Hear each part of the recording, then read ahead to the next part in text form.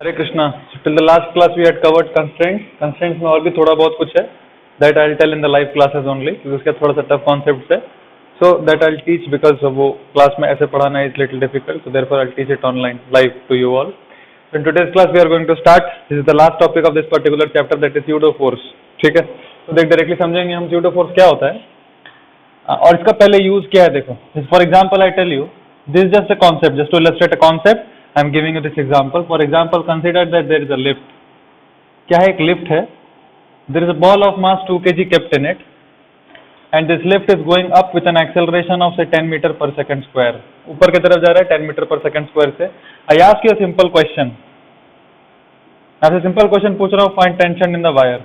निकाल सकते हैं कि नहीं? निकालो फटाक से. कितना हो जाएगा देख के बोलो या निकालो. Find tension in the wire. Simple सा क्वेश्चन है. कितना होगा? कैसे करेंगे? देखना नहीं, पॉज करके कर लो, क्योंकि अभी वो सब काम आएगा. ये सारा प्रैक्टिस में भी रहना चाहिए हमको फटाफट करने के लिए. तो देखो क्या करेंगे, उसका फ्री बॉडी डायग्राम हम बनाते हैं. ध्यान से देखना. फ्री बॉडी डायग्राम में क्या बनाते हैं? ऊपर टेंशन और नीचे mg. बोलो तो 20. सही है ना? इसको काम करो, 2 मत लो, इसको आप ले लो मास इनटू, हाँ इसको आप 10 ले लो. 20 मत, उसको 10 ले लो. Let this be 10 kg. तो वेट कितना आ जाएगा इसका? 100 न्यूटन नीचे. ठीक है. और एक्सेलरेशन किधर है? ऊपर की तरफ. कितना? 10. एक्सेलरेशन है ऊपर कितना? 10. तो ध्यान से देखो, जब हम इक्वेशन लिखेंगे क्या लिखेंगे? चूंकि बॉडी ऊपर की तरफ जा रहा है, so the upward direction has to be considered as positive. Therefore these forces will be positive which are acting in upward direction. Therefore I'll write T minus 100 equals to mass into acceleration. मास कितना है? 2. नहीं, मास है 10, तो इसको ले लो यार 2. This acceleration you take as 2. ठीक है. Mass into acceleration. ठीक है. कितना आ गया टेंशन? 120 न्यूटन. डेटा में चेंज इसलिए किया for the sake of our easy understanding. That's why. ये डेटा से हमको डेटा अच्छा लग रहा है, देयरफॉर मतलब समझने में आसानी होगा. Therefore I change the data. आप अगर कॉन्सेप्चुअली सही किए होंगे तो सही आंसर आ जाएगा. ठीक है. तो चलो ध्यान से देखो. तो मैं ये बोल रहा था यहाँ पे टेंशन कितना आ गया? 120 न्यूटन, राइट. अब ये था पार्ट 1. सपोज मैं आपको पार्ट 2 में बोलता हूं, ये पार्ट 1 है. अच्छा, ये पार्ट 1 में जब ध्यान से देखो, हमने लिखा T minus 100 equals to mass into acceleration. ये जो एक्सेलरेशन हमने लिखा 2 मीटर पर सेकेंड स्क्वायर, ये मेरे को कहां पे रहने से दिख रहा है कि बॉडी का acceleration 2 metre per second square है? लिफ्ट में रहने से पता चल रहा है या लिफ्ट के बाहर ग्राउंड पे रहने से दिखाई पड़ रहा है? किस पोजीशन पे रहने से इसका एक्सेलरेशन मेरे को 2 पता पड़ रहा है? पोजीशन 1 या पोजीशन 2? कौन सा आंसर है? पोजीशन 1 या पोजीशन 2? धीरे धीरे समझना इस चीज को. किस पोजीशन पे रह के मैं ये इक्वेशन को लिखा? ग्राउंड पे रह के या यहाँ पे रह के? ग्राउंड पे रह के. क्यों? क्योंकि ग्राउंड पे रह के ही तो मेरे को इसका बॉल का एक्सेलरेशन दिखा 2 मीटर पर सेकेंड स्क्वायर, जो कि लिफ्ट का भी एक्सेलरेशन था. ठीक है. तो इसीलिए जब मैं T minus 100 equals to mass into acceleration में 2 पुट किया, ये 2 कब पुट किया? जब मेरे को इसका एक्सेलरेशन 2 दिखा, तब मैंने नोट किया, सर ऐसा करके मैंने, this is my reading that the acceleration is 2 meter per second square and therefore the tension is coming out to be 120 newtons. I said well and fine, that is very nice. Now suppose another student is there who is within the lift, who is situated inside the lift, and I ask him that, my dear sir, you also take your reading and tell me what will be the value of tension. You also take your own reading, you write equation and tell me what will be the value of tension according to you. What will be the value of tension according to this person? So he wrote, when he drew the free body diagram, he drew it like this. He said, sir ऊपर tension T लग रहा है, तो लग ही रहा है. Wait कितना लगेगा इसके लिए? 100 ही लगेगा. वेट में कोई चेंज नहीं आएगा. वो ही बोल दिया सर ये 100 है, और यहाँ पे इस बॉडी का मास तो 10 kg है. अच्छा, जब ये इसका एक्सेलरेशन रिपोर्ट करेगा, तो इस सेकेंड आदमी के लिए इसका एक्सेलरेशन कितना होगा? 0. क्योंकि ये आदमी लिफ्ट में ही है, इसके लिए ये एक्सेलरेट थोड़ी कर रहा है. लिफ्ट पूरा ऊपर जा रहा है, आदमी भी लिफ्ट में, ये भी लिफ्ट में ही तो है, तो उसको तो वो रेस्ट पे ही दिखेगा ना. तो इसके हिसाब से तो ये रेस्ट पे है, तो इसके हिसाब से एक्सेलरेशन आ गया 0. So when this fellow, second fellow will write the equation of NLM, when this fellow will write the equation of NLM, he'll write T minus 100 equals to mass into acceleration. So he is saying that tension is 100 newtons. He is saying that tension is 100 newtons. But the previous one, the one who was standing on the ground, he was saying that the tension is 120 newtons. So दोनों में झगड़ा हो गया. So now simple question is which one is correct? Which one is correct? ये वाला सही है, ये वाला सही है. आंसर इज ये वाला सही है, ये वाला सही है. तो ये जो मेरा गलती आता है, क्यों आता है मैं आपको समझाता हूं. प्रॉब्लम क्या हो जाएगा, कल को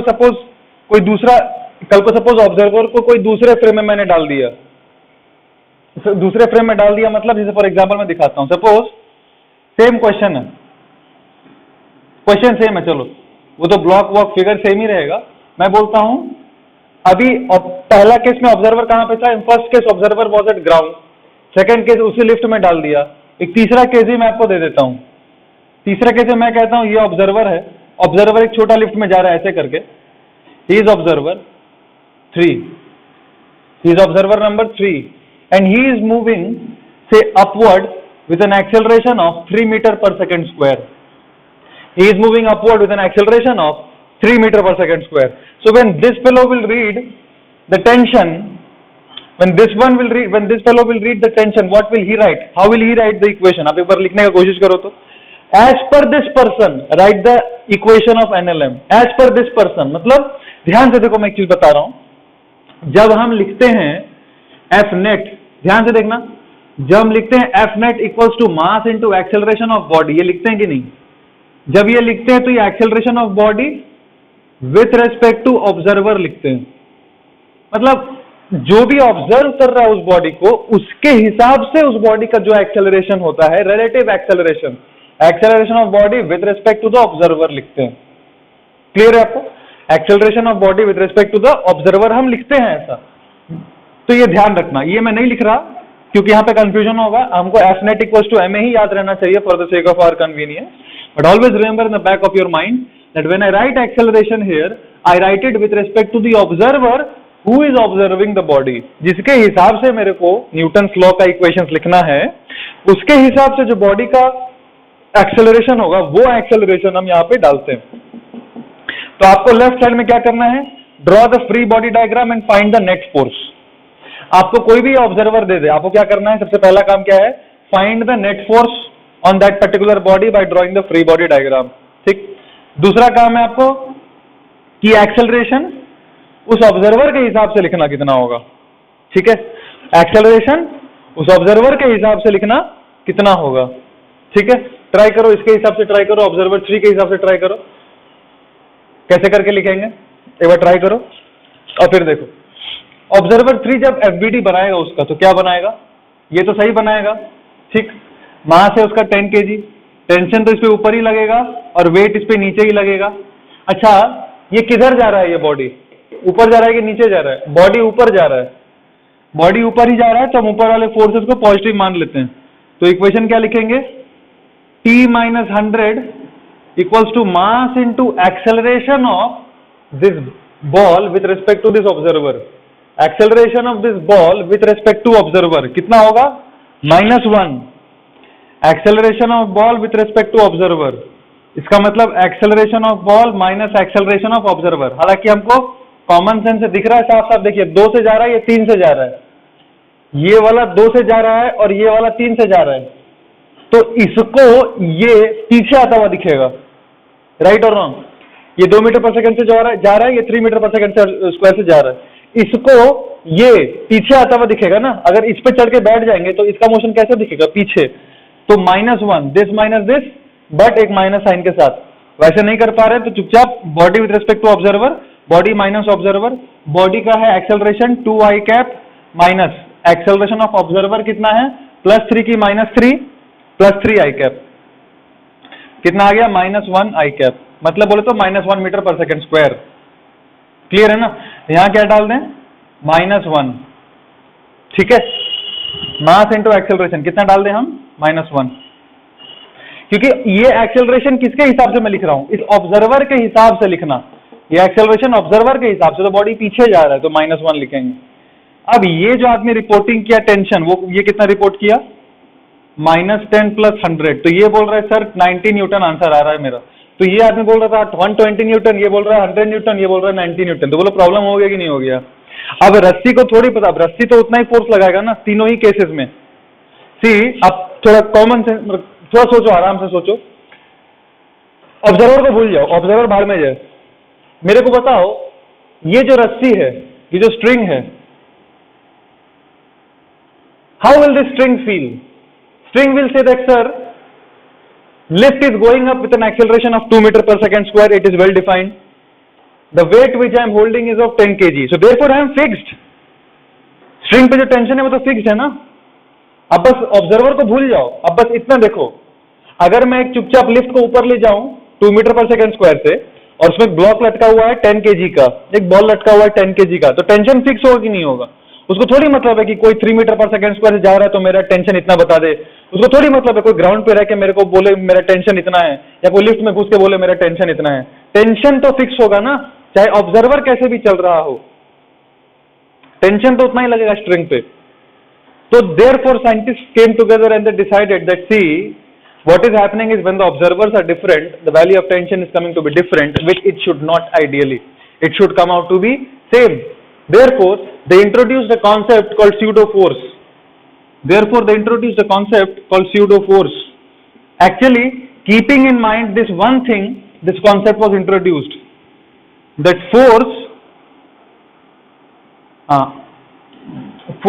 acting on a body is independent of, force acting on a body is independent of observer, और फ्रेम ऑफ रेफरेंस बोलते हैं इसको। मैं आपको पता नहीं कि फ्रेम ऑफ रेफरेंस पढ़ा है कि नहीं। फ्रेम ऑफ रेफरेंस कुछ नहीं है, फ्रेम ऑफ रेफरेंस मतलब उस रेफरेंस लेवल के हिसाब से जिससे हम बॉडी को देखते हैं उसको फ्रेम ऑफ रेफरेंस कहते हैं। सिंपल, जिस रेफरेंस के हिसाब से हम बॉडी को देखते हैं, जिस जगह पे रह के हम बॉडी को देखते हैं उसी को फ्रेम ऑफ रेफरेंस कहते हैं। कोई खतरनाक वर्ड नहीं है। फ्रेम ऑफ रेफरेंस का क्या मतलब हो गया, जिस जगह पे रह के हम बॉडी को ऑब्जर्व करते हैं उस जगह को क्या कहेंगे, फ्रेम ऑफ रेफरेंस। तो फ्रेम ऑफ रेफरेंस दो तरह का होता है, एक होता है इनर्शियल, एक होता है इनर्शियल और दूसरा होता है नॉन इनर्शियल। दो तरह का फ्रेम ऑफ रेफरेंस होता है, एक इनर्शियल और एक non inertial. Inertial reference frame तब होता है जब observer is either at rest or uniform velocity. Observer is either at rest or moving with uniform velocity. Non accelerated मतलब नॉन इनर्शियल का मतलब क्या होता है, ऑब्जर्वर इज एक्सेलरेटेड। मतलब ऑब्जर्वर जब एक्सेलरेटेड फ्रेम में रहेगा, ऑब्जर्वर जब एक्सेलरेटेड फ्रेम में रहेगा तो वैसे फ्रेम ऑफ रेफरेंस को हम क्या कहेंगे, नॉन इनर्शियल। और जब ऑब्जर्वर एक्सेलरेटेड नहीं रहेगा, मतलब either the observer is at rest or moving with constant velocity, in that case the frame of reference is called inertial. तो सपोज मैंने 4 ऑब्जर्वर बनाए आपके सामने, observer this is 4th observer, he is also this 4th observer standing in a lift and the lift is coming down with an with a speed of 10 meter per second, constant speed. So ये first observer, second observer, third observer, 4th observer. Tell me which observer are inertial and which observers are non-inertial frames? कौन सा वाला? पहला वाला inertial frame of reference में है या non-inertial frame of reference में? ये वाला inertial है। ये वाला क्या है? Inertial. Why? क्योंकि तो ग्राउंड पे है, ग्राउंड रेस्ट पे है, so this is inertial frame of reference. So ground is always treated as inertial frame of reference. Of course हमारा अर्थ खुद भी घूमते रहता है, बट ऐसा करेंगे तो फिर सब सारा ही पूरा दुनिया ही नॉन इनर्शियल हो जाएगा। तो अपन क्या ट्रीट करते हैं कि earth is inertial frame of reference. Of course earth is also orbiting around the sun, that's a different thing all together. अगर वो अकाउंट में लेंगे तो earth is also non inertial frame, but as such हम लोग for the sake of problem solving what we do, we take earth as inertial frame of reference and with respect to earth we treat everything else inertial और non inertial. So ये तो inertial हो गया। अब ये lift जो ऊपर जा रहा है 2 मीटर पर सेकंड स्क्वायर से and this person is located inside, so this observer is accelerated or not? Yes, therefore this frame is inertial or not non inertial? This is non inertial, right? This third observer passed, inertial non inertial, non inertial. 4th one, inertial non inertial, inertial, because it is moving with constant velocity, body is not accelerated, therefore inertial frame of reference. I hope these observers are clear to you. Now the scientists said that a force acting on a body must be independent of observer because tension को थोड़ी मतलब है कोई कहाँ पे दुनिया के कोई भी कोना में रह के देखो टेंशन थोड़ी बोलेगा कि मेरे को थोड़ी किसी से मतलब है, मैं तो उतना ही लगूंगा जितना मेरे को लगना है. So therefore tension is fixed, but you see as per the observer tensions are coming different. So therefore a new force was introduced which was called pseudo force. बहुत ही आसान कुछ नहीं है, देखो बहुत ही आसान कुछ नहीं. pseudo force का मतलब क्या है? हाँ, what they did, they said that whenever an observer is accelerated, suppose for example मैं दिखाता हूँ, ये वाला ऑब्जर्वर के हिसाब से आपको दिखाता हूँ, देखो it's very easy, just see one, एक एग्जांपल ढंग से देख लो, बाकी सब आप खुद से कर सकते हैं, ठीक है. द मास इज से 10 kg and the lift is going up with an acceleration of 2 metre per second square. ध्यान से देखना, आदमी यहां पे खड़ा है, correct. Now what we said to this person, हमने उसको कहा कि बेटा तू उसका एफबीटी बना ले, तू क्या कर ले, इसका एफबीटी बना, सारा फोर्सेस बनाओ, एफबीटी बनाओ, ठीक है. तो क्या बनाएगा, ऊपर की तरफ वो टेंशन बना लिया और नीचे की तरफ क्या बना लिया, उसका mass, that is 100. Now we checked, हमने चेक किया कि वो ऑब्जर्वर इनर्शियल है या नॉन इनर्शियल है. हमने देखा कि वो ऑब्जर्वर तो कहाँ है, नॉन इनर्शियल, तो लिफ्ट में घुसा हुआ है, वो खुद भी एक्सेलरेटेड है, ऑब्जर्वर खुद भी एक्सेलरेटेड है. तो हमने कहा कि भैया जब तुम एक्सेलरेटेड हो, ऑब्जर्वर को कहा कि जब तुम एक्सेलरेटेड हो तो तुम्हारा एक्सेलरेशन कितना है. ऑब्जर्वर बोला सर मेरा एक्सेलरेशन तो 2 मीटर पर सेकंड स्क्वायर है. ऑब्जर्वर का एक्सेलरेशन कितना है ऊपर की तरफ, 2 मीटर पर सेकंड स्क्वायर. तो हमने उसको बोला कि बेटा तुम एक काम करो, तुम्हारा जो भी एक्सेलरेशन हो, तुम्हारा जो भी एक्सेलरेशन हो, तुम अपने हिसाब से एक फोर्स ऐड कर लो. तो अपने हिसाब से एक फोर्स ऐड कर लो जिसका नाम क्या है, स्यूडो फोर्स. इसका नाम क्या है, स्यूडो फोर्स. हमने उसको कहा कि तुम क्या कर लो, एक फोर्स ऐड कर लो. You add a force, name of that will be pseudo force. वो बोला ठीक है, उसका मैग्नीट्यूड क्या होगा. तो हमने बोला उसका मैग्नीट्यूड होगा मास of the body, mass of the body but acceleration of the observer. तुम्हारा जो एक्सेलरेशन है ये ले लो. तो तुम क्या करो, इसका एफबीडी में एक फोर्स ऐड करो, ठीक है ना. एक सिंपल सा फोर्स, जैसे टेंशन एक फोर्स है, वेट एक फोर्स है, वैसे स्यूडो फोर्स क्या एक फोर्स है. उसका मैग्नीट्यूड कितना होगा, मास ऑफ द बॉडी मतलब 10, और acceleration of the observer, body का नहीं, एक्सेलरेशन ऑफ द ऑब्जर्वर कितना है उसका, 2 मीटर पर सेकंड स्क्वायर. तो हमने कहा ये मैग्नीट्यूड ऐड कर लो, पर डायरेक्शन क्या होगा. तो हमने उसको कहा direction opposite to your direction, मतलब opposite to direction of observer. हमने ये उसको कहा कि तुम ऐसा करो तो तुम्हारा आंसर सही आएगा. हमने उसको क्या कहा कि तुम ये दो चीज का ध्यान रखो, तुम क्या करो, कोई भी आप कोई भी ऑब्जर्वर ले लो in any frame, 2 things he has to take care of. If he is himself accelerated, draw the normal free body diagram as we have been drawing till now. There is no problem in that. You draw perfectly the free body. These all 3 body diagrams are 100% correct. It is not wrong. Every diagram is correct. So therefore you don't have to worry. So हमने observer को कहा पहले free body diagram बना लो ढंग से, बिल्कुल जैसा आपने अभी तक सीखा है. He said all right sir, I can draw that, and he drew it. Now we said आपका जो भी एक्सेलरेशन है ना, उसके ऑपोजिट एक फोर्स लगा लो जिसका मैग्नीट्यूड होगा m into AO. तो इसका एक्सेलरेशन ऊपर की तरफ है, हमने कहा नीचे एक स्यूडो फोर्स लगा लो, उसका वैल्यू कितना होगा, मास इंटू एक्सेलरेशन किसका, ऑब्जर्वर का, कितना 2. Simple, done. यही स्यूडो फोर्स है. अब हमने कहा आपने एफबीडी में क्या क्या बना लिया, all forces plus pseudo forces, all forces plus pseudo force, ये 2 चीज बना लिया. और हम इक्वेशन क्या लिखते थे, F net equals to mass into acceleration. ये लिखते थे कि नहीं लिखते थे, ये तो हम लिखते थे. जब ये हम लिखते हैं तो एफ नेट क्या लिखेंगे, दिस प्लस दिस, हम दोनों को ऐड कर देंगे, हम दोनों को ऐड कर देंगे. अच्छा अब एक चीज ध्यान दो, जब हम ये इक्वेशन लिखते थे तो हम पॉजिटिव डायरेक्शन उसको ट्रीट करते थे. जब हम ये इक्वेशन लिखते थे तो हम पॉजिटिव डायरेक्शन उसको ट्रीट करते थे जिस डायरेक्शन में बॉडी जा रहा होता है ऑब्जर्वर के हिसाब से. आज तक मैंने आपको ये बात कभी नहीं बोला क्योंकि कभी जरूरत नहीं पड़ा था. हम उसको बोला था ना, देखो जैसे सपोज ये वाले फिगर में जब ये इक्वेशन लिखते थे तो ये बॉडी तो ऊपर जा रहा है पर किसके हिसाब से, अर्थ वाले आदमी के हिसाब से. हमेशा बाय डिफॉल्ट हम ग्राउंड रेफरेंस में ही सारा इक्वेशंस लिखते हैं. सेट कर लो दिमाग में, हम बाय डिफॉल्ट सारा इक्वेशंस किसके फ्रेम में लिखते हैं, ग्राउंड के फ्रेम में, कुछ नहीं मेंशन किया. तो हम जो भी कर रहे थे अभी तक सब सही है. सारा क्वेश्चन विदाउट स्यूडो फोर्स किया जा सकता है, but in some cases pseudo force makes the problem solving very easy, therefore we study it. So now but conceptually क्या है कि जब एफ नेट हम लिखते थे तो हम उस फोर्सेस, उस डायरेक्शन को पॉजिटिव मानते थे जिस डायरेक्शन में बॉडी मूव करता है ऑब्जर्वर के हिसाब से. यहां पे क्या हो गया, ध्यान से देखो, ऑब्जर्वर के हिसाब से तो बॉडी रेस्ट पे है, इसका मतलब इस ऑब्जर्वर के हिसाब से इक्विलिब्रियम का कंडीशन है ये, है कि नहीं है? इस ऑब्जर्वर के हिसाब से कैसा कंडीशन है? इक्विलिब्रियम का। तो हम क्या करते हैं, हम फिर ही मान लेते हैं ऊपर वाला डायरेक्शन पॉजिटिव है। आप कहीं मान सकते हैं, मैंने आपको बताया था कि ऊपर वाला डायरेक्शन पॉजिटिव मान, जिस डायरेक्शन में बॉडी मूव करता है उस डायरेक्शन में मानने से आसान हो जाता है, ठीक है? आप उसका ऑपोजिट भी पॉजिटिव मान सकते हो, डिफिकल्ट हो जाएगा, माइनस माइनस बहुत सारा आएगा, कट के लास्ट में वो पॉजिटिव ही बचता है। तो देयरफॉर जिस डायरेक्शन में बॉडी मूव करता है उसको हम पॉजिटिव मानते हैं, but as such there is no such hard and fast rule, ठीक है? तो देखो यहाँ पे तो परफेक्ट इक्विलिब्रियम है, तो परफेक्ट इक्विलिब्रियम है उसका क्या मतलब है? ऊपर का फोर्सेस नीचे का फोर्सेस बराबर है, या फिर ऊपर वाले को पॉजिटिव ले लो, आपको जो करना है करो। लिखेंगे क्या फाइनली? चलो माना ऊपर वाला पॉजिटिव ले लो, t माइनस 100 माइनस 20 है ना, t minus 100 minus 20 equals to mass into acceleration. किसके हिसाब से? ऑब्जर्वर के हिसाब से। कितना है ऑब्जर्वर के हिसाब से? बॉडी का एक्सेलरेशन 0, उसके हिसाब से बॉडी रेस्ट पे। टेंशन कितना आ गया? 120 न्यूटन। टेंशन कितना आ गया? 120 न्यूटन। तो यह आदमी का तो निपट गया काम, यह आदमी खुश हो गया, हाँ सही आ रहा है। देखो ग्राउंड फ्रेम से जो आना चाहिए वही सारे फ्रेम से आना चाहिए, सारे के सारे फ्रेम से वही आना चाहिए। तो पहला आदमी बोला, खुश हो गया भाई, ठीक है, अपना स्यूडो फोर्स से काम चल गया।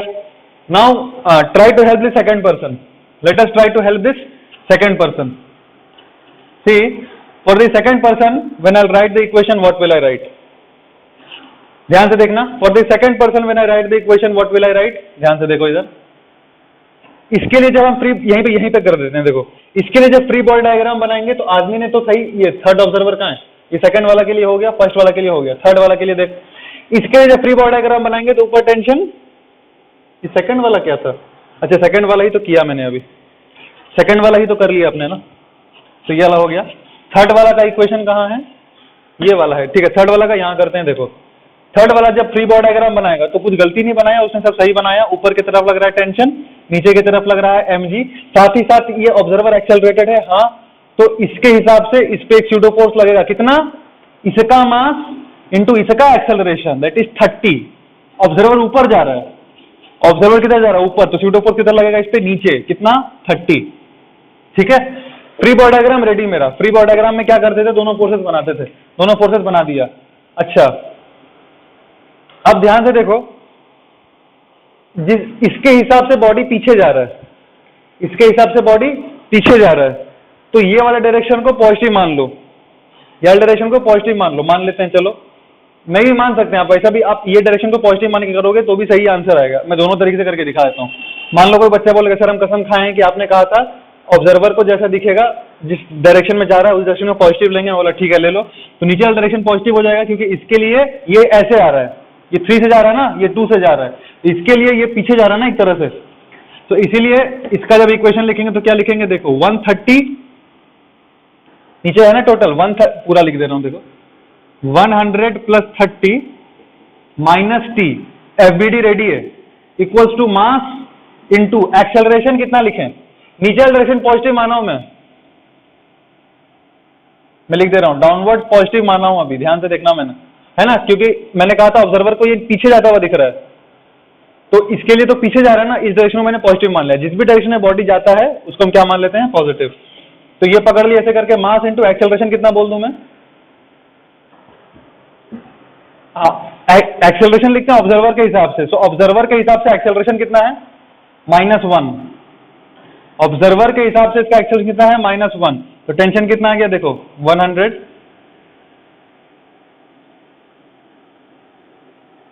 ये क्या है? 130, और ये -10 इधर आएगा तो ऐड हो जाएगा, नहीं कुछ गड़बड़ है, ऊपर जा रहा ना, इसका एफबीडी बनाएंगे तो ये 30 क्या है? स्यूडो फोर्स उस पर लगेगा नीचे की तरफ, मास इंटू एक्सेलरेशन, तो इसका एफबीडी बनाएंगे नीचे वाले डायरेक्शन को पॉजिटिव मानते हुए।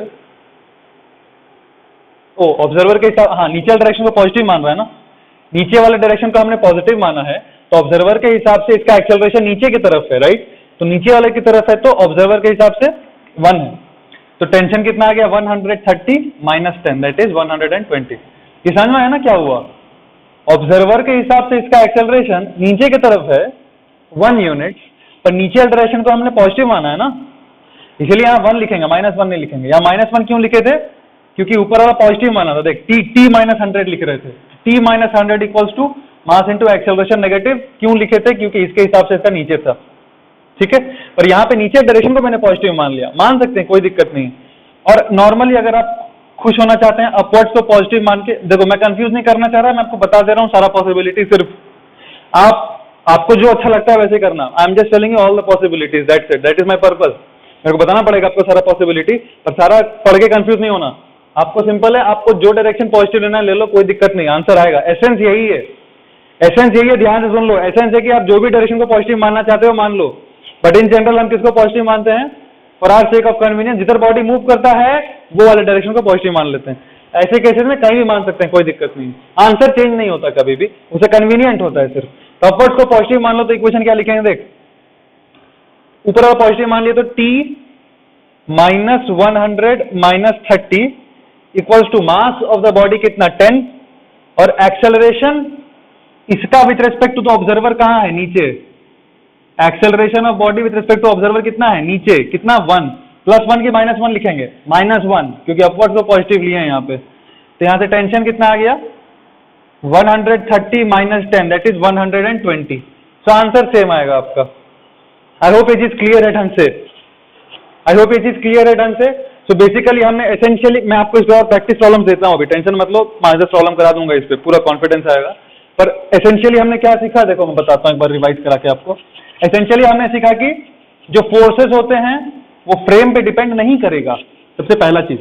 पर कभी कभी क्या होता है, ऑब्जर्वर को अलग करने से जब हम सॉल्व करते हैं तो फोर्सेस का वैल्यू अलग अलग आ जाता है। उसको एडजस्ट करने के लिए स्यूडो फोर्स बनाया गया है, और वो कंपल्सरीली लगाना ही पड़ेगा अगर हमने ऑब्जर्वर को नॉन इनर्शियल रखा है। तो अगर हमारा ऑब्जर्वर कैसा है? नॉन इनर्शियल है, तो हमको क्या करना पड़ेगा? कंपल्सरली स्यूडो फोर्स का यूज करना ही पड़ेगा, there is no other way. So what is the value of the pseudo force? Simple, mass of the body into acceleration of the observer.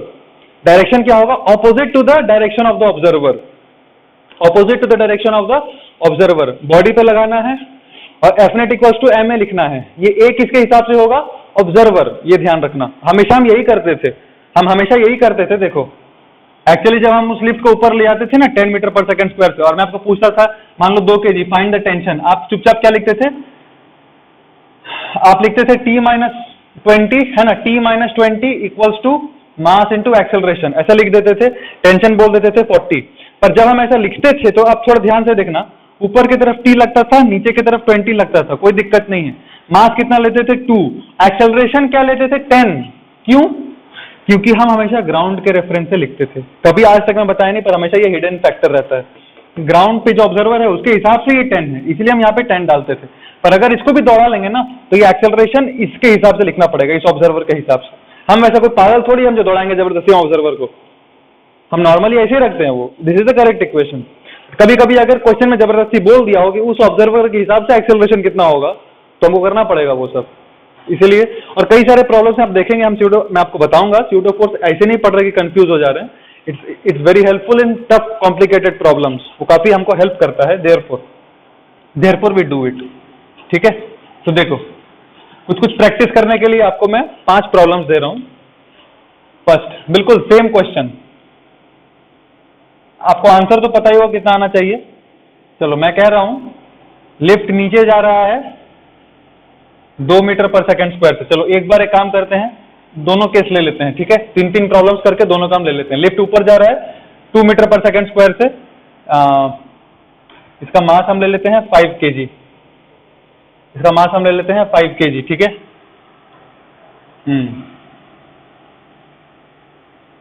मैं आपको ऑब्जर्वर्स यहां ड्रॉ कर रहा हूं। फर्स्ट आपको बताना है फाइंड टेंशन, सिंपल क्वेश्चन क्या है? Find tension in the string. पहला है ग्राउंड फ्रेम से बताओ, सेकंड बताओ for a person inside lift, second बताओ for a person inside lift, C बताओ for a person going up with 5 metre per second square, और डी बताओ for a person going down with 2 metre per second square. अच्छा नहीं, हाँ सबके लिए answer same आएगा। ई बताओ for a person going up with 10 metre per second. पांचों के लिए आप आंसर निकालो। देखो टेंशन का वैल्यू तो सेम आना चाहिए। तो इसका मतलब आप खुद ही चेक कर सकते हो आपने सही सॉल्व किया है कि नहीं। पहला ग्राउंड फ्रेम से आपका जो आंसर आएगा सारा फ्रेम से वही आंसर आना चाहिए। तो आप ट्राई कर लो एक बार खुद से ट्राई कर लो। मैं और क्वेश्चन दे रहा हूँ प्रैक्टिस के लिए, आप खुद से प्रैक्टिस कर सकते हैं इसमें, कहीं भी किधर भी दौड़ा लो। फिर मैं दे देता हूँ। देखो मान लो 5, इस बार आप नीचे दौड़ा लो इसको, इसे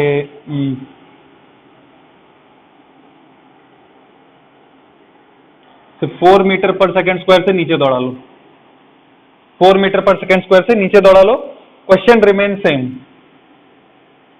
क्वेश्चंस सेम एज बिफोर। ठीक है, क्वेश्चन सेम एज बिफोर। ये मैं क्यों करा रहा हूं प्रैक्टिस, ताकि आपको लिखना है स्यूडो फोर्स, कॉन्सेप्ट क्लैरिटी है इसीलिए करा रहा हूं, थोड़ा प्रैक्टिस बस। चलो फटाक से ट्राई करो ये वाला सारा और फिर देखना बोर्ड की तरफ। ट्राई करें, ट्राई कर रहे हैं। देखो चलो आ जाओ, ट्राई कर लो फिर देखो। चलो क्वेश्चन नंबर 1 ए। सबसे पहले हम फ्री बॉडी डायग्राम बनाएंगे। फ्री बॉडी डायग्राम सब में कॉमन रहेगा क्या चीज, ऊपर की तरफ लग रहा है टेंशन और नीचे की तरफ लग रहा है वेट, और बॉडी ऊपर मूव कर रहा है 2 से। ग्राउंड फ्रेम का बात कर रहे हैं तो चुपचाप हम एक्सेलरेशन 2 लिख दे रहे हैं। ग्राउंड फ्रेम में तो 2 ही दिखेगा अपने को, तो हम क्या लिख देंगे देखो, t - 50 equal to mass into acceleration. तो t मेरा आ गया 60, सिंपल। t मेरा कितना आ गया 60। चलो सेकंड में क्या बोल रहा है, पर्सन इनसाइड लिफ्ट। अच्छा, पर्सन इनसाइड द लिफ्ट जो बैठ गया उसके लिए फ्री बॉडी डायग्राम कैसे बनाएंगे, ये खत्म हो गया। पर्सन इनसाइड द लिफ्ट के लिए फ्री बॉडी डायग्राम कैसे बनाएंगे, एफबीटी ढंग से बनाना बस। ये 5 ऊपर t नीचे 50 फॉर पर्सन इनसाइड लिफ्ट। तो मतलब ऑब्जर्वर का एक्सेलरेशन लिफ्ट का एक्सेलरेशन के बराबर है। स्यूडो फोर्स लगेगा नीचे क्योंकि ऑब्जर्वर ऊपर जा रहा है। ऑब्जर्वर को यहीं मैं अगर बैठा दूंगा ऐसे करके, ऑब्जर्वर इधर बैठा हुआ है, ऑब्जर्वर किधर जा रहा है ऊपर, कितने से 2 मीटर पर सेकंड स्क्वायर से। स्यूडो फोर्स कितना लगेगा, मास इंटू एक्सेलरेशन, और नीचे की तरफ क्योंकि ऑब्जर्वर ऊपर की तरफ जा रहा था। ठीक है, तो ये कितना हो जाएगा, स्यूडो फोर्स लगेगा 10। अच्छा, इस ऑब्जर्वर के हिसाब से जब मैं लिखूंगा, मैं क्या लिखूंगा, t - 50 - 10 equals to mass into acceleration कितना, एक्सेलरेशन कितना, इस ऑब्जर्वर के हिसाब से इसका एक्सेलरेशन कितना 0, थोड़ी एक्सेलरेट कर रहा है उसके हिसाब से, तो t इक्वल्स टू 60 डायरेक्ट। सही है, सही है। सी देखो फटाक से, सी में क्या है, person going up with 5 metre per second square. Okay, ऊपर जा रहा है 5 मीटर पर सेकंड स्क्वायर से, तो नीचे टेंशन t, वेट है 50, observer is going up with 5 metre per second square, तो डाउनवर्ड स्यूडो फोर्स लगेगा mass into acceleration of observer. ये ध्यान रखना, या एक्सेलरेशन किसका है, ऑब्जर्वर का, ऊपर जा रहा है ना ऑब्जर्वर, स्यूडो फोर्स नीचे लगा दिया, मास इंटू एक्सेलरेशन ऑफ ऑब्जर्वर कितना। अब इक्वेशन क्या लिखेंगे, ऊपर वाले को पॉजिटिव मान लो, कोई दिक्कत नहीं है। t - 50 - 25 equals to mass into acceleration with respect to observer कितना हो जाएगा। अगर ऑब्जर्वर ऊपर जा रहा है 5 मीटर पर सेकंड स्क्वायर से, ऑब्जर्वर ऊपर जा रहा है 5 मीटर पर सेकंड स्क्वायर से, तो विद रिस्पेक्ट टू ऑब्जर्वर इसका एक्सेलरेशन हो जाएगा -3। माइनस क्यों, क्योंकि ऊपर वाले को पॉजिटिव पकड़ा है मैंने, ऊपर वाले को पॉजिटिव पकड़ा। आप नीचे वाले को पॉजिटिव पकड़ सकते हैं, पर for me it is more easy, मेरे को अपने को अच्छा ज्यादा फील आता है मेरे को ऊपर वाले को पॉजिटिव पकड़ने में, तो मैं ऊपर वाले को पॉजिटिव ले लेता हूँ, कोई दिक्कत नहीं। ठीक है, स्यूडो फोर्सेस में ही सिर्फ ऐसा करते हैं। इन जनरल जब एनएलएम का इक्वेशन हम लोग लिखते हैं ना विदाउट स्यूडो फोर्स, तो हम नीचे वाले को पॉजिटिव ले लेते हैं जब बॉडी नीचे आता है, तो that time it is more convenient for us that way. यहाँ पे ऊपर वाले को पॉजिटिव लेना ज्यादा कन्वीनियंट लगता है मेरे को। ठीक है, तो मैं आपको सारी चीज बता दे रहा हूँ जैसा आप कर सकते हैं। यहाँ से टेंशन कितना आएगा, 75 - 15 कितना आ गया 60। ठीक आ रहा है, चलो ABCD पार्ट डी फटाक से देखो। ठीक है, person going down with 2 metre per second square, person going down with 2 metre per second square, इसके लिए बनाएंगे, इसके लिए भी ये सब चेंज नहीं होगा, नॉर्मल फोर्सेस चेंज नहीं होंगे।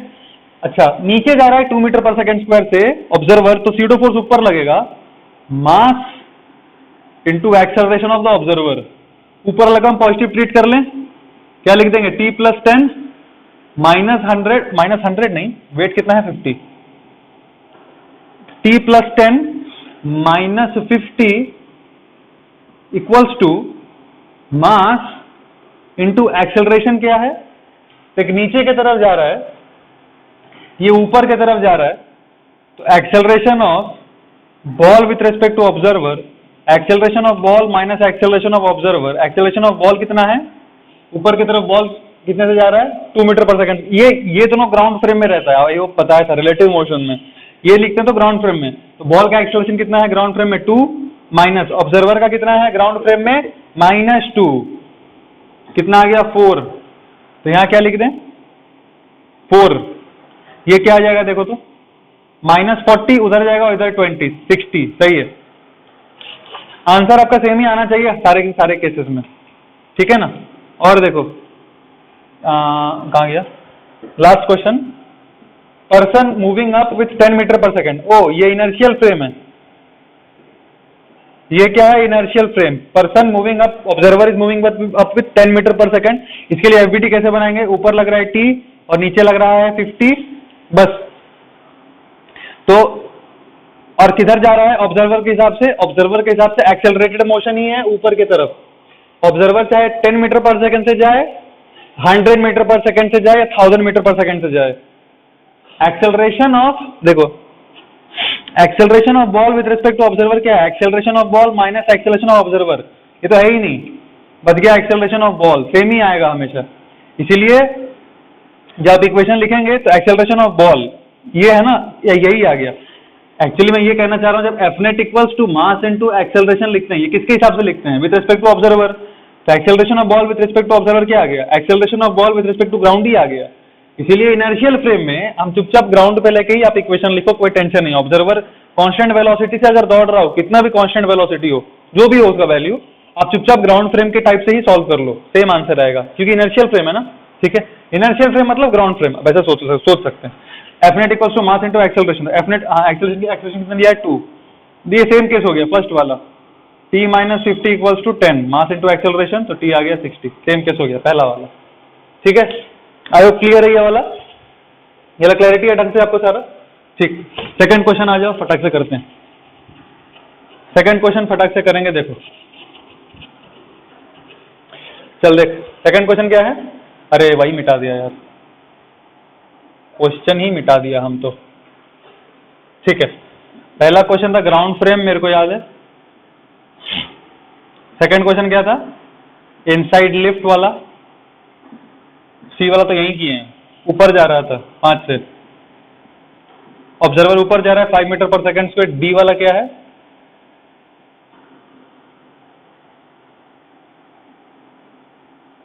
हाँ 2 मीटर पर सेकंड स्क्वायर से नीचे जा रहा था, नीचे जा रहा था 2 मीटर पर सेकंड स्क्वायर से, तभी तो ऊपर लगाए थे MA, ठीक है। और लास्ट वाला क्या था, वो यूनिफॉर्म वेलोसिटी से जा रहा था। अब मैं वो नहीं लिख रहा क्योंकि आपको समझ में आ गया होगा, ठीक है। एक और क्वेश्चन लेना तो ले लो, नीचे दौड़ा था 10 मीटर पर सेकंड स्क्वायर से, ठीक है। चलो फटाक से करते हैं ए, पार्ट ए। अब थोड़ा फास्ट करूंगा, ध्यान से देखना। ग्राउंड फ्रेम के हिसाब से फटाक से बता लो कितना होगा, ये तो सिंपल है। ग्राउंड फ्रेम के हिसाब से टेंशन तो ऊपर टी ही लगेगा, नीचे की तरफ लग रहा है वेट 50, एक्सेलरेशन नीचे ही है, एक्सेलरेशन नीचे है, तो ग्राउंड के हिसाब से जब लिखेंगे तो क्या लिखेंगे 50 माइनस टी। देख नीचे वाले को पॉजिटिव ले लिया मैं, इस बार नीचे वाले को पॉजिटिव ले लिया, क्यों, क्योंकि मेरे लिए आसान है, जैसे भी चाहे ले सकते हो। मेरे को देख के फील आ रहा है लिफ्ट नीचे आ रहा है ना, तो मैं नीचे वाले को पॉजिटिव ले लेता हूँ, it is easier for me to do that way. So therefore I have written 50 minus T equals to mass into acceleration. Ground frame से ठीक लिखा ना सारा, हाँ ग्राउंड फ्रेम से लिख रहा हूँ तो और तो कोई स्यूडो वूडो नहीं आएगा। तो 50 minus T equals to mass into acceleration, तो टेंशन कितना आ गया 30 न्यूटन। सारा का सारा आंसर यही आना चाहिए। अब सेकंड क्वेश्चन देखो, सेकंड क्वेश्चन क्या है, हाँ इनसाइड लाइफ नहीं, inside lift, sorry inside lift. Lift में घुस के बैठ गया ऑब्जर्वर, लिफ्ट में घुस के बैठ गया तो क्या दिखेगा उसको, उसका जब एफबीडी बनाएंगे तो क्या बनाएंगे, नीचे के तरफ 50, ऊपर के तरफ टेंशन। अच्छा नीचे आ रहा है observer 4 metre per second square से, तो सीडो फोर्स लगेगा ऊपर के तरफ, कितना से लगेगा, मास into acceleration of the observer 20। नीचे आ रहा है, नीचे वाले को पॉजिटिव ले लेते हैं, लिखेंगे 50 minus T minus 20 equals to mass into acceleration with respect to the observer 0, क्योंकि लिफ्ट के अंदर घुसा हुआ है। तो टी कितना आ गया देखो चुपचाप 30, सही है। हाँ सी क्या है, up with 5 metre per second square. तो नॉर्मल अपना पहले फटाक से बना लेते हैं हम, 50। ऊपर की तरफ 5 मीटर पर सेकेंड पर जा रहा है तो स्यूडो फोर्स नीचे की तरफ लगेगा, कितना लगेगा, मास of the body into this, सही है ना, देख लो मास ऑफ द, नीचे की तरफ लग रहा है, हाँ सही है। अब नीचे की तरफ आ रहा है तो हम तो नीचे वाले को पॉजिटिव ले लेते हैं, तो लिखेंगे 50 + 25 - t equals to mass into acceleration of this with respect to observer. नीचे आ रहा है कितने से ये, acceleration of ball with respect to observer, acceleration of ball minus acceleration of observer, acceleration of ball, नीचे वाले को पॉजिटिव लिया, ध्यान रखना, तो -4 मत लिख देना, 4, एक्सेलरेशन ऑफ बॉल कितना 4, नीचे वाले को पॉजिटिव लिए, माइनस एक्सेलरेशन ऑफ ऑब्जर्वर किधर जा रहा है, ऊपर की तरफ जा रहा है, तो ये माइनस लेंगे। आई होप ये क्लियर है आपको, ये ढंग से समझ में आया ना, नीचे वाले डायरेक्शन को पॉजिटिव माना है मैंने, 50 + 25 - t लिखा है, तो नीचे वाला एक्सेलरेशन भी पॉजिटिव लेंगे, इसलिए +4 माइनस ऑब्जर्वर का -5, क्यों ऊपर जा रहा है ऑब्जर्वर, ये आ गया 9, ये कितना आ गया, सही आ रहा है क्या, 75 - 45 30 होता है ना, हाँ ठीक, ये हो गया अपना सी। डी और ई देखो फटाक से, चलो डी और ई फटाक से खत्म करते हैं। देख डी है, नीचे जा रहा है 2 मीटर पर सेकंड स्क्वायर से, नीचे जा रहा है 2 मीटर पर सेकंड स्क्वायर से, ओके, तो स्यूडो फोर्स लग जाएगा ऊपर। अच्छा कंफ्यूज नहीं होना, ये बॉडी का एक्सेलरेशन नहीं दिया है, किसका एक्सेलरेशन दिया हुआ है, लिफ्ट मतलब ऑब्जर्वर का एक्सेलरेशन है ये। इसका एफबीटी जब बनाएंगे तो ऊपर की तरफ बना दिया टी, नीचे की तरफ बना दिए 50, और नीचे जा रहा है 2 मीटर पर सेकंड स्क्वायर से, तो ऊपर की तरफ स्यूडो फोर्स बनाएंगे कितना, मास इंटू एक्सेलरेशन, दैट इज 10, ठीक है ना। अच्छा नीचे वाले को पॉजिटिव मान लें, ऊपर वाले को, किसी को भी मान सकते हैं जिसको आप चाहें। चलो इस क्वेश्चन में मैं ऊपर वाले को मान लेता हूं पॉजिटिव, नीचे वाला तो आपने किया ही होगा, मैं ऊपर वाले को मान लेता हूं खुश करने के लिए, देख लेते हैं आंसर सेम आएगा अपना, t + 10 - 50 equals to mass into acceleration of this with respect to observer, किधर जा रहा है, नीचे की तरफ, ऊपर वाले को पॉजिटिव माना है मैंने, acceleration of ball with respect to observer, acceleration of ball minus acceleration of observer, acceleration of ball कितना है, ऊपर वाले को पॉजिटिव माना है, ध्यान रखना, acceleration of ball he negative है, यह है -4 माइनस एक्सेलरेशन ऑफ ऑब्जर्वर, कहाँ है, ये है ना, नीचे की तरफ डी, हाँ नीचे की तरफ जा रहा है तो नीचे की तरफ नेगेटिव लेंगे क्योंकि ऊपर वाले को पॉजिटिव माना है, ध्यान से देखना, तो acceleration of ball with respect to observer कितना आ गया अपना, -2, यहाँ क्या पुट कर दे, -2, ये क्या आ जाएगा टेंशन, 40 उधर चला जाएगा, 40 - 10 देखो 30 आ गया, कुछ भी करो घुमा फिरा के आंसर सेम आएगा। ई क्या है, नीचे जा रहा है 10 मीटर पर सेकंड स्क्वायर से, अब कुछ करने के लिए चलो नीचे वाले को पॉजिटिव ले लेते हैं, नीचे वाले को हम पॉजिटिव ले लेते हैं, इक्वेशन लिखना आपको 100% क्लैरिटी से आना चाहिए, नीचे वाले को पॉजिटिव ले लेंगे, कितना हो जाएगा, ये 5, नीचे लग रहा है वेट 50 और नीचे आ रहा है 10 मीटर पर, ये तो ऑब्जर्वर का है, ये किसका है, ऑब्जर्वर का, अपना पहले ड्राइंग इधर है, मेन फिगर भूल मत जाना, क्वेश्चन भूल मत जाना जो तुम लोग, ये मेन फिगर है, इधर टेंशन, नीचे वेट लग रहा है 50, करना क्या है, हाँ टेंशन निकालना है ना, ओके, हाँ तो फ्री बॉडी डायग्राम तो सबसे पहले वही बनाना है, तो नीचे की तरफ ऑब्जर्वर जा रहा है 10 मीटर पर सेकंड स्क्वायर से। देखो कंफ्यूजन कब होता है, अगर ऑब्जर्वर चुपचाप ग्राउंड में बैठा हुआ है तो हम जो एफबीडी आज तक बनाते आए थे वही करना है, कोई टेंशन नहीं, पर ऑब्जर्वर अगर खुद दौड़ जाता है ना, एग्जैक्टली उसके ऑपोजिट स्यूडो फोर्स मारना, अगर वो नीचे जा रहा है तो स्यूडो फोर्स ऊपर मारेंगे, ऑब्जर्वर अगर ऊपर जा रहा है एक्सेलरेट करते हुए तो स्यूडो फोर्स नीचे मारेंगे, ऑब्जर्वर अगर आगे जा रहा है तो स्यूडो फोर्स पीछे मारेंगे, ऑब्जर्वर अगर पीछे एक्सेलरेट कर रहा है तो स्यूडो फोर्स आगे मार देंगे, एग्जैक्टली ऑब्जर्वर के ऑपोजिट मारना है हमको, ऑब्जर्वर ऐसे जा रहा है तो स्यूडो फोर्स ऐसे मार देंगे, एग्जैक्टली ऑब्जर्वर के ऑपोजिट आपको स्यूडो फोर्स मारना है और एफबीडी ड्रॉ करना है सबसे पहले। एफबीडी में टी और 50 बना, हम देख रहे हैं ऑब्जर्वर इज एक्सेलरेटेड और the observer is non inertial, therefore I have to draw pseudo force, नीचे 10 तो स्यूडो फोर्स ऊपर 5 इंटू इसका एक्सेलरेशन 10 ऊपर की तरफ 50, ठीक है ओके। अब एक हम लिख लेते हैं, नीचे वाले को पॉजिटिव मान लेते हैं, सपोज क्या बोलेंगे 50 माइनस टी, नीचे वाला 50 minus T minus 50 equals to mass into acceleration of ball with respect to observer, क्या होगा एक्सेलरेशन ऑफ बॉल, नीचे वाले को पॉजिटिव माने तो 4 माइनस एक्सेलरेशन ऑफ ऑब्जर्वर, नीचे की तरफ ही आ रहा है, नीचे वाले को पॉजिटिव माने तो 10 ये आ गया -6, तो ये आ गया -6, तो टेंशन कितना आ गया 30। ठीक है, आपको बेसिकली मैंने क्या सिखाया, स्यूडो फोर्स, उसका इक्वेशन लिखना सिखाया। ऑब्जर्वर कैसा भी कहीं भी दौड़ा लो ऑब्जर्वर को, आपका आंसर कभी भी चेंज नहीं ही होगा, आपका आंसर हमेशा सेम आएगा। And what is this pseudo force? This pseudo force I need to apply in the free body diagram of a body so as to keep the forces constant, because the forces are independent of frame of reference. Forces don't depend on the frame of reference. Therefore, I need to draw this pseudo force to balance it. So this was a very beautiful force which was discovered by the scientists, which we have to apply. और देखो और practice मैं वो class में करा दूंगा, और practice में क्लास में कराऊंगा आपको। ठीक है, मैं कुछ आपको, अभी तो सारे वर्टिकल फोर्सेस लिए, थोड़ा हॉरिजॉन्टल फोर्स का बात करते हैं। देखो और भी एग्जांपल्स लेते हैं, some more examples and some more questions.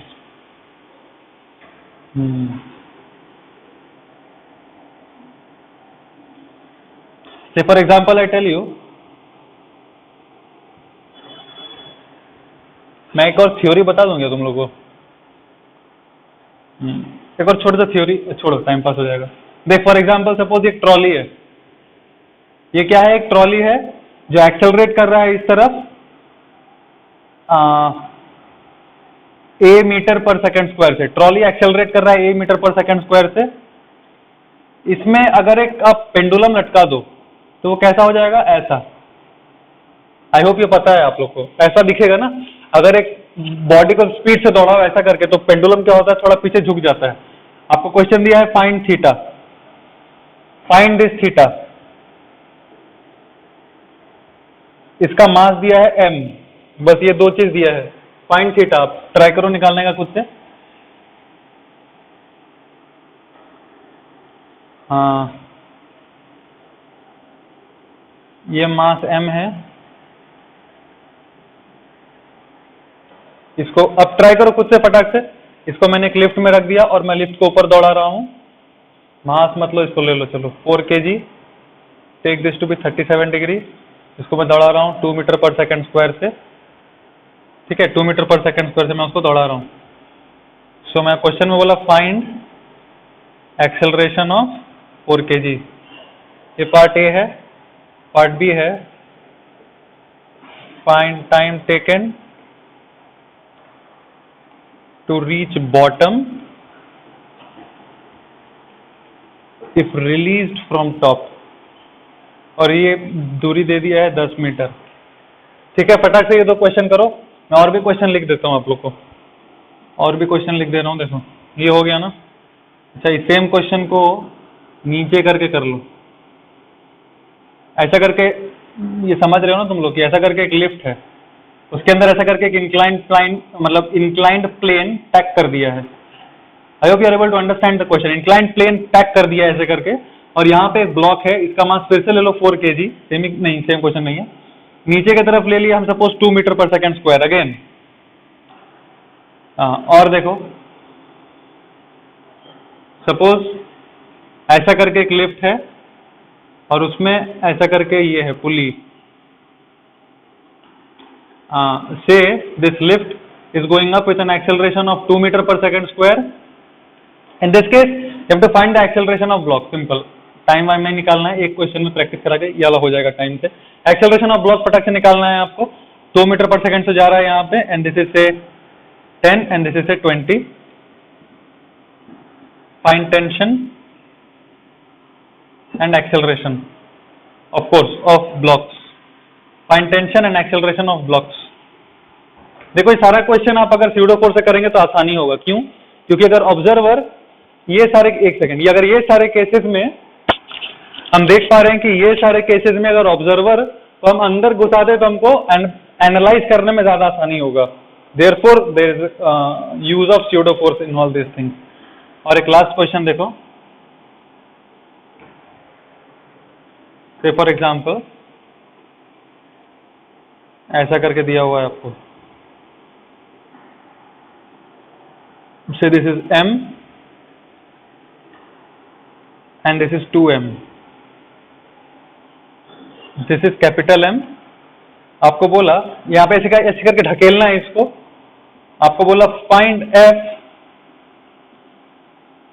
such that system remains at rest. Find f such that system remains at rest. एक और अच्छा क्वेश्चन है, उस तरह से ढकेल लो, बिल्कुल इसी टाइप का क्वेश्चन है, यहां पे मैं ढकेल रहा हूं f और ये ले लो m, सेम क्वेश्चन है। Find f such that system remains at rest. एक और क्वेश्चन दे दूं क्या? एक और क्वेश्चन दे ही देता हूं, देखो ऑफकोर्स बोर्ड भर गया है, मैं सॉल्व करूंगा किसी तरह से। ये m है और इसको ले लो चलो 2m, और ये वाला एंगल ले ले 37 degree. Find acceleration of a with respect to ground, चलो मैं ये नहीं बोलता, find acceleration of A and B, सिर्फ इतना बोल रहा हूं, ठीक है। ये 7 क्वेश्चन अपने को करना है, बोर्ड भर गया, करूंगा यहाँ पे।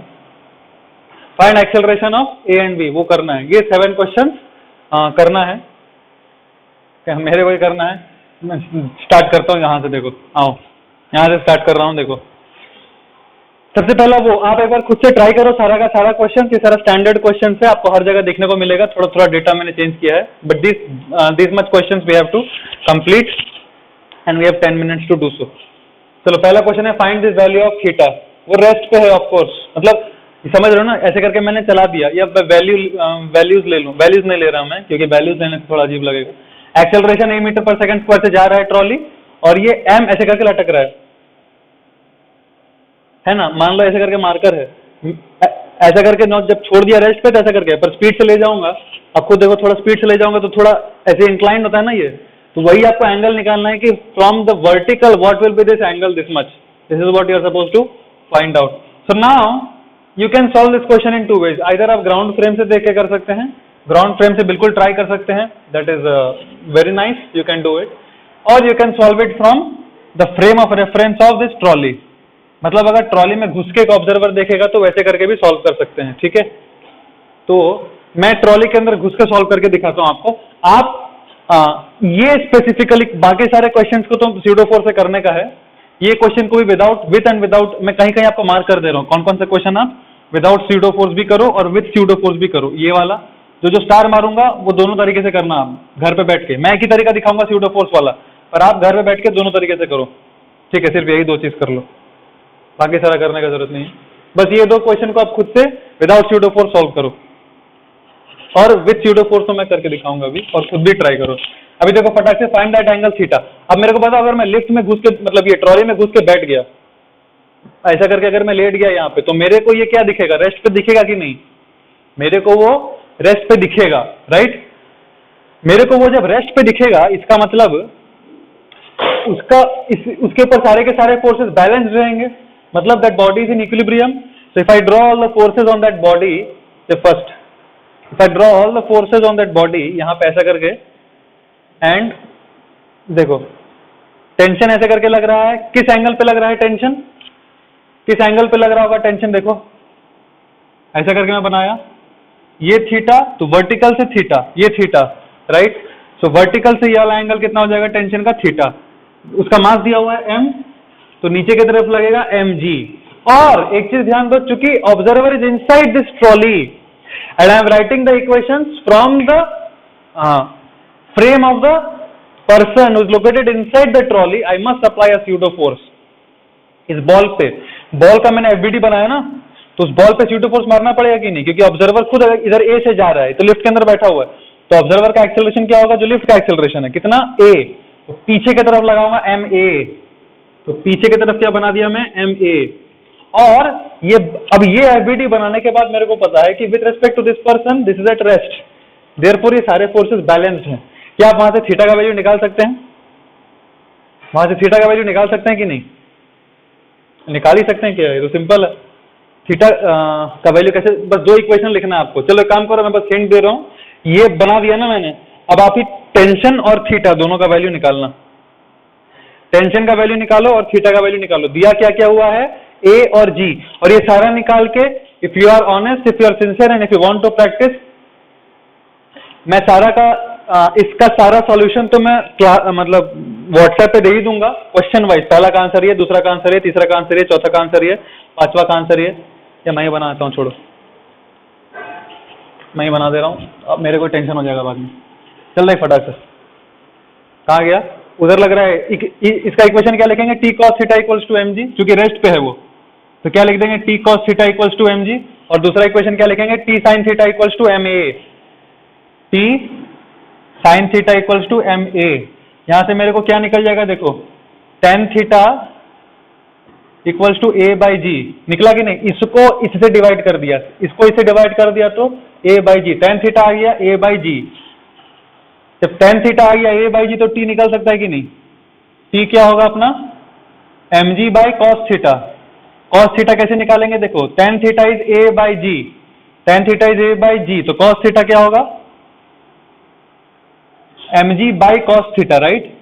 और कॉस थीटा क्या है?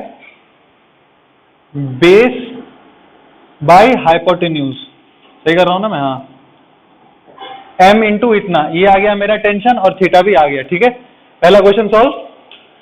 चलो देखो सेकंड क्वेश्चन, आप खुद से ट्राई कर लो सारा, फिर देखना रे। सेकंड क्वेश्चन क्या बोल रहा है? Find acceleration of 4 kg। बहुत सिंपल है।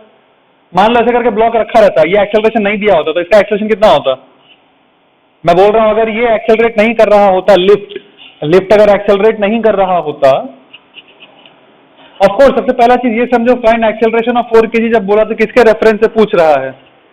किसके रेफरेंस से पूछ रहा है? रेफरेंस फ्रेम ऑफ ग्राउंड से पूछ रहा है या लिफ्ट के फ्रेम से पूछ रहा होगा? किसके फ्रेम से पूछ रहा है? लिफ्ट के फ्रेम से ही पूछ रहा होगा। ठीक है ना? Find acceleration of 4 kg, lift के फ्रेम से ही पूछ रहा होगा, तो लिफ्ट के फ्रेम से या ग्राउंड के।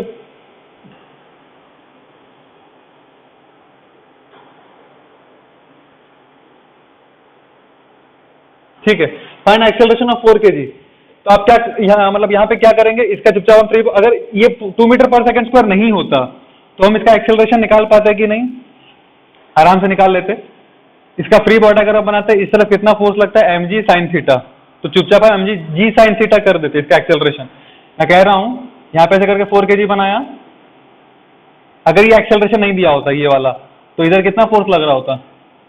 40 साइन 37 है ना? 40 साइन 37 मतलब 3/5, इतना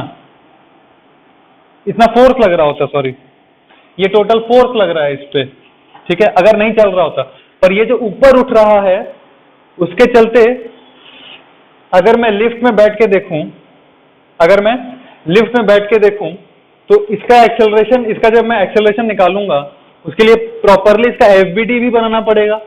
और जब इसका एफबीडी बनाऊंगा तो क्या क्या फोर्सेस आ गया, मतलब क्या क्या फोर्सेस आएंगे, सारे के सारे अगर फोर्सेस ड्रॉ करूंगा ढंग से तो क्या क्या आएगा? देखो, नीचे की तरफ एम जी नॉर्मल लग रहा है इधर, और कोई फोर्स छूट रहा है क्या? एक फोर्स और छूट रहा है, pseudo force, M into A. नीचे की तरफ क्या लगेगा? M into A, that is 8। ये है टोटल फ्री बॉडी डायग्राम इसका। तो जब आप एक्सेलरेशन बनाएंगे इसके हिसाब से, इस पर्सन जो लिफ्ट में बैठा हुआ है उसके हिसाब से जब मेरे को एक्सेलरेशन बताना है इसका, तो मैं क्या बताऊंगा? इसके हिसाब से एक्सेलरेशन क्या बताऊंगा मैं? इसमें चढ़ के मैं घुस गया, यहाँ पे बैठा हुआ हूं, इसका एक्सेलरेशन जाहिर सा बात है इसके अलोंग ही रहेगा, तो इसके अलोंग ही सारे फोर्सेस को रिजॉल्व करूंगा। तो total force 48 sine 37। Net force कितना लिखेंगे? ऑफ कोर्स इसके अलोंग, मतलब ये डायरेक्शन के अलोंग नेट फोर्स हो जाएगा 48 साइन 37 बोले तो 3/5, तो यही आंसर है। 8 से 24 2 144/5 न्यूटन। हाँ, और जब ये फोर्स है, जब एक्सेलरेशन चाहिए तो क्या करेंगे? ए नेट चाहिए तो इंटू 1 मास, तो यही आंसर है। एक्सेलरेशन ऑफ 4 kg मेरा आ गया विथ रेस्पेक्ट टू लिफ्ट, ये निकालो। Acceleration of this with respect to lift जब निकाला तो इतना आ रहा है। ये कटेगा क्या? कट जाएगा शायद। 3 12 24 4 6 24 36/5, तो आंसर आ गया 36/5 metre per second square. I hope समझ में आ रहा है इतना ढंग से। 36/5 मीटर पर सेकंड स्क्वायर, ये क्या आया है? Acceleration of the person, sorry, acceleration of this block with respect to the person और with respect to the lift, ऐसा करके आया है ये। Find time taken to reach the bottom if released from top. यहां से छोड़े तो बताओ टाइम टेकन कितना लगेगा? एक चीज ध्यान रखना, मैंने आपको पिछले लेक्चर में कहा था, पिछले लेक्चर में मैंने आपको बताया था कि जब भी आपको इंक्लाइंड प्लेन पे ये ब्लॉक छोड़ देता है ना ऐसा करके, तो हम किसके रेफरेंस फ्रेम से एक्सेलरेशन बताते हैं, ग्राउंड के रेफरेंस से या उसके इंक्लाइंड प्लेन के रेफरेंस से। पिछले लेक्चर में एंगुलर कंस्ट्रेंट वाला जो लेक्चर है उसमें मैंने बताया था कि जब भी आपको ब्लॉक रिलीज करे इंक्लाइंड प्लेन के ऊपर से, तो हम किसके हिसाब से एक्सेलरेशन बताते हैं, इंक्लाइंड प्लेन के हिसाब से या ब्लॉक के हिसाब से, इंक्लाइंड प्लेन के हिसाब से, ग्राउंड के हिसाब से, इंक्लाइंड प्लेन के हिसाब से, क्योंकि ग्राउंड के हिसाब से its motion becomes extremely complicated. और यहाँ पे क्या हो रहा है देखो, अगर acceleration of 4 kg with respect to lift नहीं करके ग्राउंड पूछ देता तो अपना जान निकल जाता, क्योंकि एक तो ऊपर जा रहा है लिफ्ट और वो ऐसे करके आ रहा है, तो उसका जो नेट एक्सेलरेशन निकालते वो कैसे निकालते देखो। एक्सेलरेशन मैं आपको बस हिंट दे रहा हूं क्यों इतना डिफिकल्ट हो जाता है। Acceleration of block with respect to ground, ये कैसे निकालेंगे देखो, acceleration of block with respect to lift is acceleration of block minus acceleration of lift. Acceleration of block minus accel, ये तो अपने को पता है, acceleration of block with respect to lift पता चल जाएगा, ये वाला, ये acceleration of block with respect to lift ही आया है, ये अपने को वेक्टोरियली पता होना चाहिए, ऐसे करके आ रहा है, तो इसको आई कैप जे कैप में रिजोल्व कर सकते हैं हम, ये acceleration of block with respect to lift निकलेगा, ये वाला, यहां से ये चाहिए, तो इसमें एक्सेलरेशन ऑफ लिफ्ट ऐड करना पड़ेगा वेक्टोरियली, तब निकलेगा acceleration of block with respect to ground. ठीक है, तो वो भी पूछ ही सकता है, वो भी मैं आपको दे देता हूं, चलो acceleration with respect to ground, ये थोड़ा सा टफ है पर मैंने आपको हिंट दे दिया कैसे करके निकालना है, वेक्टोरियली निकालना है आई कैप जे कैप के टर्म में, क्योंकि 2D मोशन होगा ना ग्राउंड के रिस्पेक्ट में, ऊपर जा रहा है ब्लॉक ऐसे आ रहा है, तो कैसे करके निकालना है, क्लियर है। Acceleration of block with respect to lift निकाला ना हमने, समझ में आ रहा है, ये जो एक्सेलरेशन नेट निकाले कैसे आ रहा है, ऐसे, इसको आई कैप जे कैप में रिजोल्व कर सकते हैं ना, 36/5 cos 37 माइनस आई और साइन 37 माइनस जे, ऐसा करके ये आया, ये वेक्टर, अब ये वेक्टर निकाल सकते हैं लिफ्ट वाला 2j कैप, फिर यहां से एक्सेलरेशन ऑफ ब्लॉक निकलेगा विद रिस्पेक्ट टू ग्राउंड, तो टफ है। तो आपको जब भी बाय डिफॉल्ट पूछता है find the acceleration of block, सिर्फ अगर इतना बोला और अगर इंक्लाइंड प्लेन पे दिया है तो बाय डिफॉल्ट क्या समझ जाना, इंक्लाइंड प्लेन के हिसाब से ही पूछ रहा होगा, मतलब 95% क्वेश्चंस में तो विद रिस्पेक्ट टू ग्राउंड ही निकालते हैं हम सारा एक्सेलरेशन, पर इंक्लाइंड प्लेन के केस में सिर्फ क्वेश्चन में इतना ही बोलता है। अगर क्वेश्चन में ऐसे ही बोला फाइंड एक्सेलरेशन ऑफ ब्लॉक, तो किसके रेफरेंस फ्रेम से निकालते हैं, ग्राउंड, पर अगर इंक्लाइंड प्लेन पे ब्लॉक को रख देता है और तब बोलता है फाइंड एक्सेलरेशन ऑफ ब्लॉक, तो ये ऑटोमेटिकली इंप्लिसिट होता है विद रिस्पेक्ट टू इंक्लाइंड पूछा है मेरे को, तो ये ऐसा करके करना है। अब एक्चुअली क्या है, टाइम हो गया है, तो मैं ये सारा क्वेश्चन आपको होमवर्क दे रहा हूँ, ट्राई करो, ये पता पड़ रहा है ना कैसे करना है। आप हर बार, अब ये क्वेश्चन में भी क्या करना, मैं हिंट दे रहा हूँ, देखो ये तो वैसा ही क्वेश्चन हो गया बिल्कुल, टाइम टेकन निकाल लेंगे, ये तो मैं नहीं बताने वाला, ट्राई करो, टेंशन निकालना है और एक्सेलरेशन निकालना है, इसके अंदर चढ़ के बैठ जाओ। अगर हम इसमें घुस के बैठ गए तो ये तो नॉर्मल हो गया मशीन हमारे लिए, जैसा हुआ करता था पुली का, बहुत सारे क्वेश्चन सॉल्व किए थे हम लोग, तो जो डिट्टो वैसा ही हो गया ना, अगर लिफ्ट के अंदर चढ़ के बैठ जाऊंगा, पर अगर लिफ्ट के अंदर चढ़ के बैठा तो दोनों ब्लॉक पे स्यूडो फोर्स मार लेंगे, सिंपल, क्या मार लेंगे, बस स्यूडो फोर्स, और नॉर्मल जैसे सॉल्व करते थे T माइनस नीचे वाला सारा forces equals to ma, acceleration दोनों का इसके हिसाब से सेम होगा, इस पर्सन के हिसाब से दोनों का एक्सेलरेशन सेम होगा ना, जितना से रेट से ऊपर जाएगा उतना रेट से नीचे आएगा इस आदमी के हिसाब से, इसीलिए स्यूडो फोर्स काम आसान करता है कभी कभी। यहाँ पे भी क्या करना, find F such that system remains at rest, system remains at rest. अब जाहिर सा बात है, अगर एफ फोर्स मारूंगा, अगर मैं एफ फोर्स मारूंगा, अच्छा सिस्टम रिमेन्स एट रेस्ट, इसका क्या मतलब है, इसका देखो, अगर सिर्फ क्वेश्चन ऐसा बोला find F such that system remains at rest, तो आप तो सोचेंगे सर एफ फोर्स मार ही रहे हैं, ये तो ब्लॉक इधर जाएगा ही जाएगा, तो रेस्ट पे काहे का, अरे रेस्ट पे कहने का मतलब ये है कि 2m और m फिसलेगा नहीं, 2m और m फिसलेगा नहीं, मतलब सच दैट, सिस्टम मत बोलो, एक काम करो, find F such that 2m remains at rest with respect to m, ये कर लो क्वेश्चन ढंग से, such that 2m remains at rest with respect to capital M। इसका मतलब आप एक ऑब्जर्वर को यहां बैठा लो, ऑब्जर्वर को यहां पर बैठा लो और तब ट्राई करो सॉल्व करने का, क्योंकि ये ऑब्जर्वर को इधर बैठाने से क्या, m के हिसाब से ऑब्जर्वर मिल गया हमको, इसके हिसाब से ये रेस्ट पे रहना चाहिए, तो इसका फ्री बॉडी डायग्राम बना के ट्राई करो एक बार। उसी तरह से ये और ये सेम क्वेश्चन है, और ये वाला मैं बता दूंगा क्लास में, ये भी ट्राई कर सकते हैं, HCV का ये लास्ट क्वेश्चन है, उसको मैंने डेटा थोड़ा चेंज कर दिया है, ठीक है। तो स्यूडो फोर्स है, बेसिकली हमने क्या सीखा क्लास में, बेसिकली हमने यही सीखा कि स्यूडो फोर्स कब लगाते हैं? जब ऑब्जर्वर एक्सेलरेट होता है, और कई बार क्वेश्चंस में it is convenient for us to use pseudo force, therefore we use it, we don't use it to confuse ourselves.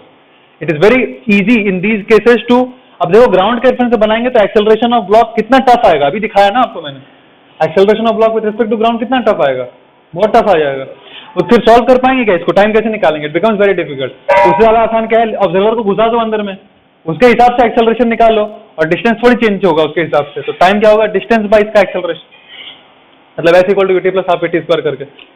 तो कई बार ऑब्जर्वर को उस फ्रेम में ले जाने से things become very convenient and easy for us, but the problem is if observer goes there which force has must be introduced? Pseudo force, opposite to the direction of acceleration of observer.